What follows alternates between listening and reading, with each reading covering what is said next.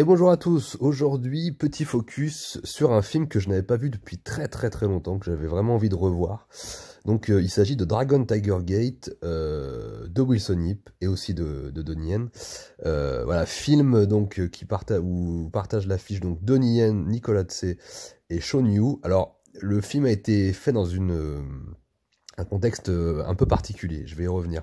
Mais en tout cas, c'est l'adaptation d'un manhwa, donc une bande dessinée chinoise très connue, qui est même hongkongaise, je crois, et qui est en fait une histoire de voilà une bande dessinée qui reprend la trame d'un plus ou moins, je pense, en tout cas parce que je l'ai jamais lu, mais d'un film de kung-fu. J'avoue que je suis très mauvais j'ai pas vraiment lu de bande dessinée chinoise dans ma vie. J'en avais acheté quand j'étais à Hong Kong, mais c'était souvent pas traduit ou alors en anglais. Et j'en avais acheté quelques-unes, j'en ai quelques-unes chez moi. Mais en fait, c'est surtout la qualité des dessins et le design des persos qui me fait kiffer. Après, c'est un peu ce qui va revenir un peu dans le film. C'est-à-dire que le film correspond un petit peu à ça. Il est cool sur l'aspect évidemment les combats, hein, les chorégraphies, les scènes de kung-fu qui à mon avis sont un petit peu quand même un peu pas aussi nombreuses qu'on l'espérait à l'époque. Moi c'est vrai que quand le film était arrivé, j'avais des grosses attentes à l'époque, je me rappelle. Et déjà parce que c'était un gros film avec Donnie Yen. Et que en plus il était accompagné de Nicolas Tse et Shawn Yu qui étaient à l'époque voilà les acteurs un peu beaux gosses, un petit peu voilà qui marchaient vraiment, qui cartonnaient au box-office. Faut savoir qu'à l'époque, dans l'époque où le contexte où le film a été fait, Donnie Yen commençait progressivement à ramener le film d'arts martiaux et le film de kung-fu et à immerger comme ça en tant que star de film d'action, mais il n'était pas encore tout à fait confirmé. Il avait commencé à affirmer ce truc-là avec SPL l'année d'avant, aussi réalisé par Wilson Yip. Il va ensuite continuer dans cette lancée avec Flashpoint, encore une fois le duo Donnie Yen Wilson Yip, j'en ai déjà parlé, et puis ensuite Seven Sword avec Tsui Hark, qui est quand même un film très important pour la carrière de Donnie Yen, et c'est vraiment avec Yip Man que voilà la carrière de Donnie Yen accompagné de Wilson Yip va vraiment exploser et où il va vraiment s'affirmer en tant que figure emblématique et star incontournable de films de kung-fu de la génération 2000 et qui va perdurer un peu dans les années 2010, même s'il y a Wu Jing qui arrive aussi en parallèle. Donc c'est l'époque voilà, où Donnie Yen prend sa revanche sur sa carrière. Il avait commencé en tant que star d'action, mais un peu secondaire. Il avait, cela dit, tourné des très grands rôles, mais dans des rôles de méchants, dans des très grands films, comme Il était une fois en Chine 2, où il affrontait Jet Li, ou encore L'Auberge du Dragon, voilà, deux films de Tsui Hark, mais il avait pas encore, il avait bien évidemment été révélé par Yuen Woo-ping, mais qu'il avait uniquement révélé dans des films, on va dire, qui étaient très bien, hein, des très bons films d'action, mais pas encore en tant que star confirmé. Il est de la même génération que Jet Li, et il a dû attendre que beaucoup d'artisans et voilà, du cinéma de Hong Kong se tirent, soit aux États-Unis, soit en Chine, et délaissent un petit peu l'industrie pour pouvoir s'imposer et imposer sa marque. Il a commencé ensuite à réaliser des films dans les années 90 qui sont pas forcément les plus brillants, mais qui par contre sont défonce en termes d'action. Et lui, il a progressivement, dans les années 2000, il est arrivé, voilà, c'était vraiment le nouveau mec, le nouveau réalisateur, mais surtout le niveau chorégraphe et la nouvelle star d'action et qui va voilà exploser dans les années 2000. Il avait cette volonté vraiment de revenir et de se mettre au service de sa propre légende. Donc là, dans Dragon Tiger Gate, c'est un peu particulier parce qu'il a déjà fait SPL et déjà à l'époque d'SPL, il avait utilisé, disons, ce qui marchait à Hong Kong à l'époque, et il avait intégré la formule polar kung-fu ou kung-fu pour le réintégrer progressivement. C'est-à-dire que effectivement, SPL était un polar un petit peu dans la vibe des films qui marchaient à l'époque, les films de Johnny To, Infernal Affair, etc. Les polars hein, marchaient beaucoup avec Simon Yam, etc. Et c'est vrai que dans SPL, il y a Simon Yam. Il reconvoque une grande figure légendaire du cinéma de kung-fu qui est Sammo Hung. Et dans Dragon, et donc ensuite ils feront Dragon Tiger Gate. Alors Dragon Tiger Gate, pareil, il va utiliser ce qui marche à l'époque. L'arrivée des effets spéciaux à Hong Kong qui commence vraiment à être très importante. Elle avait déjà commencé il y a quelques années, mais voilà, le film possède voilà il est tourné en Chine, je crois, dans des gros studios. C'est quand même une très grosse production et avec beaucoup d'effets spéciaux qui ont très mal vieilli, bien évidemment. Certains ont bien vieilli, d'autres, les effets spéciaux en images de synthèse des années 2000, de toute façon, dans tous les pays, ont très mal vieilli. Là, on est quand même à Hong Kong, mais par rapport à Hong Kong, par rapport à l'industrie du cinéma de Hong Kong, et c'est quand même, c'était quand même une grosse production et ça a quand même de la gueule au niveau design, production design, la lumière, la réalisation de Wilson Yip est très efficace, etc. Et les chorégraphies de Donnie Yen sont incroyables, impressionnantes. Les designs de personnages sont cool, excepté les espèces de perruques qu'ils ont obligé de rajouter. Voilà, Donnie Yen est perruqué.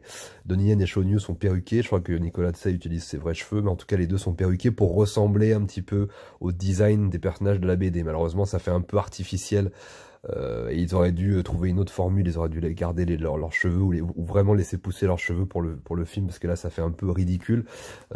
Mais bon, c'est pas très grave parce que les personnages sont quand même très iconisés comme ça, avec le système de ventilateur comme ça qui arrive à des moments clés du film sont très très cool.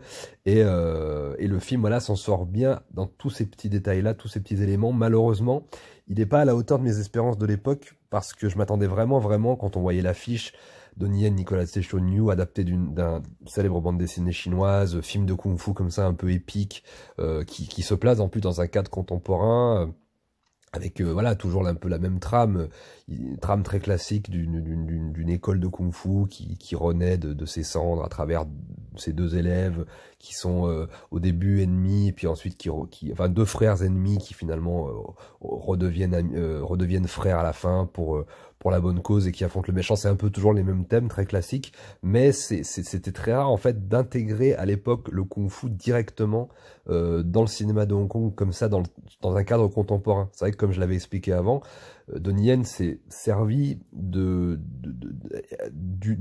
des formules qui marchaient à l'époque, donc à savoir principalement le polar, voilà, le film policier, pour intégrer progressivement du kung-fu, ce qu'il a fait avec SPL, ce qu'il a fait avec Flashpoint. Là vraiment, il prend à bras le corps un sujet qui est typiquement chinois et typiquement kung-fu.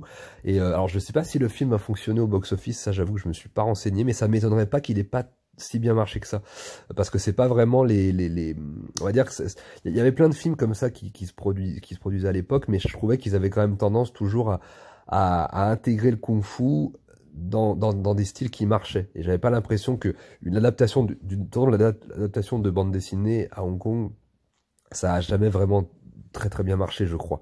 Que ce soit le cas je sais pas si Black Mask, Heroic Trio ou Savior of the Soul, bon, c'est pas vraiment des adaptations de bande dessinée toutes, mais en tout cas, il y avait cette espèce soit de l'adaptation de bande dessinée, soit cette espèce de représentation super héroïque, etc. Donc là, on est un petit peu là-dedans.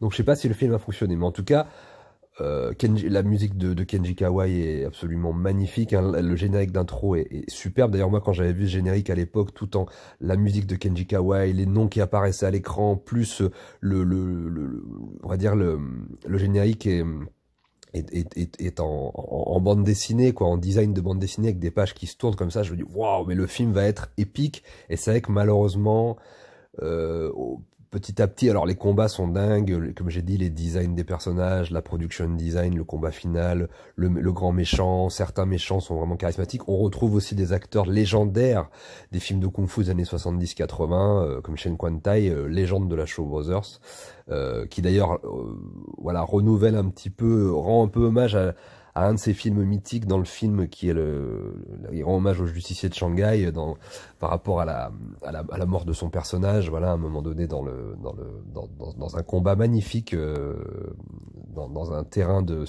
de foot comme ça, illuminé en pleine nuit. Enfin, c'est vraiment pas mal. Et on retrouve aussi Yuen Wah, donc dans le rôle du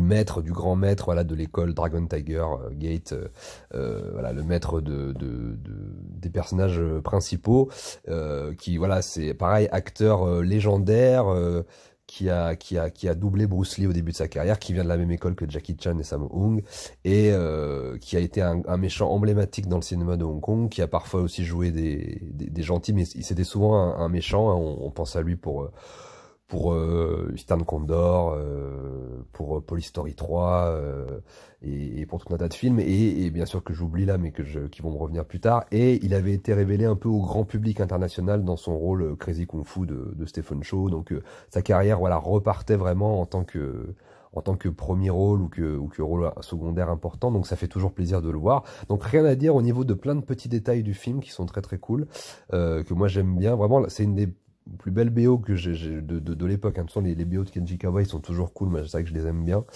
Et à part ça, ce qui pêche en fait dans le film, c'est tout ce côté. Alors je trouve malheureusement que Nicolas Tse et Shawn Yu sont des erreurs de casting, mais en fait, ils pouvaient pas vraiment faire autrement parce que, comme je l'ai expliqué à l'époque, le cinéma de Hong Kong, c'était ça. C'était le polar, c'était les comédies romantiques, les drames, avec une nouvelle génération d'acteurs comme ça. Donc, Shawn Yu, Nicolas Tsem, on peut aussi citer Ekin Cheng, bon, même s'il est un peu plus vieux, mais on peut citer Edison Chan, Daniel Wu, etc., qui sont des acteurs que j'aime bien, mais qui avaient pas de bagage martial, qui étaient d'abord et avant tout utilisés pour leur gueule. Hein. C'était d'abord et avant tout, il y avait des belles filles et des beaux mecs.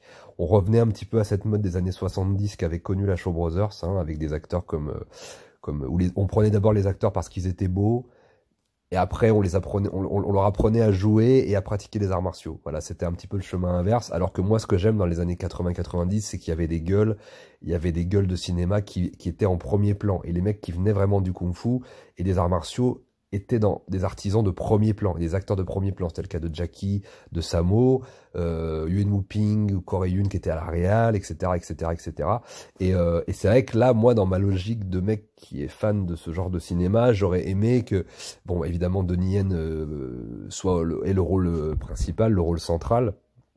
Et j'aurais aimé, par exemple, que son frère soit joué par, je sais pas, par Wu Jing, et puis dans le rôle de Shawn Yu, je sais pas, on ait mis Colin Chou, par exemple. Ça aurait été beaucoup plus logique si le film avait été fait à une certaine époque, à une époque où le kung-fu et le cinéma de kung-fu avait vraiment, était vraiment le genre le plus respecté, voilà, dans les années 80-90. Et malheureusement, on n'est plus dans cette époque-là, donc Donnie Yen et Wilson Yip sont obligés comme ça d'articuler tout ça de manière à ce que ça puisse rentrer dans le projet. Donc ils sont obligés de s'adapter, et malheureusement, voilà, même si Nicolas Tse, c'est un gros bosseur, hein, c'est quelqu'un, en plus il est très très souple. Le combat du début dans le restaurant est absolument hallucinant. Il fait pratiquement tous ses coups de pied, toutes ses cascades et tout. C'est vraiment un bosseur un peu à l'image d'Andy Lau. C'est vraiment des mecs qui viennent pas du monde des arts martiaux à la base, mais qui sont vraiment des bosseurs. Et voilà, donc Nicolas Tse, pour les grands fans, voilà, de Tsui Hark, il avait le rôle principal de Time on Tide, où pareil, il s'est beaucoup investi dans son rôle. Moi, c'est pas un acteur que j'adore, mais c'est vrai qu'il s'investit beaucoup. Il a quand même une gueule, il a quand même une personnalité. Shawn Yu, lui, donc le troisième larron du trio là, de Dragon Tiger Gate, lui, pareil, alors hormis sa perruque ridicule, c'est peut-être lui qui a le design le plus ridicule du film, et on sent quand même qu'il a taffé aussi, son personnage pratique le nunchaku un peu à la Bruce Lee et tout, c'est très très bien.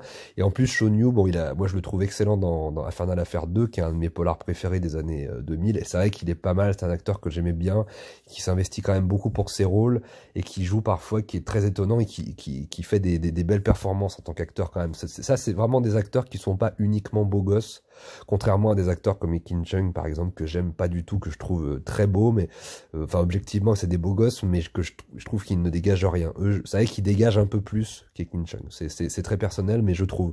Et c'est vrai que bon, ils font ce qu'ils peuvent. Mais tout le drama construit un petit peu autour de ces acteurs et de ces personnages, même le drama et les scènes construites autour de Donnie Yen, malheureusement, sont un petit peu niaises. Ça fait un petit peu penser à ce qu'on pouvait trouver dans les séries d'animation japonaises des années 2000, quoi, un peu niaise comme ça, un petit peu fleur bleue, un petit peu fragile comme ça. Voilà, moi c'est pas trop ma cam. Et c'est vrai qu'on rentrait dans cette période-là un petit peu aseptisée du cinéma. On y rentrait petit à petit. Aujourd'hui c'est pratiquement total, mais à l'époque, voilà, on commençait à avoir arrivé ces acteurs beaux gosses, le côté aseptisé, le côté fleur bleue, le côté fragile, le côté petite note de piano comme ça, avec.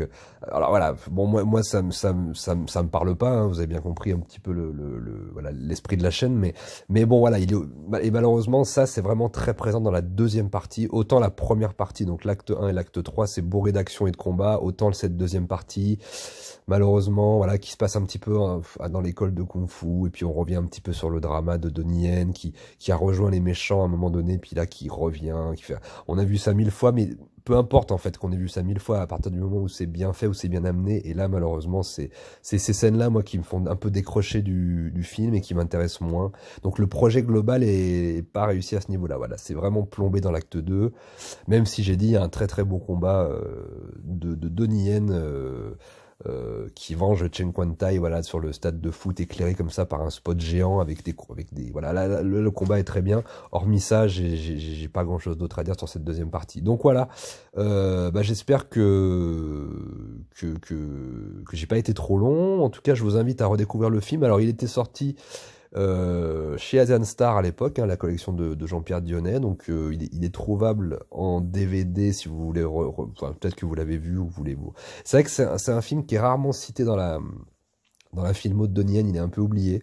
Mais franchement, redonnez-lui sa chance par rapport au combat, par rapport à la production design, à la lumière, à la musique, à plein de petits détails comme ça qui sont très très cool. Et voilà, sur ce, ben, je vous souhaite une très bonne journée ou une très bonne soirée. Je vous embrasse et je vous dis à bientôt. Prenez soin de vous.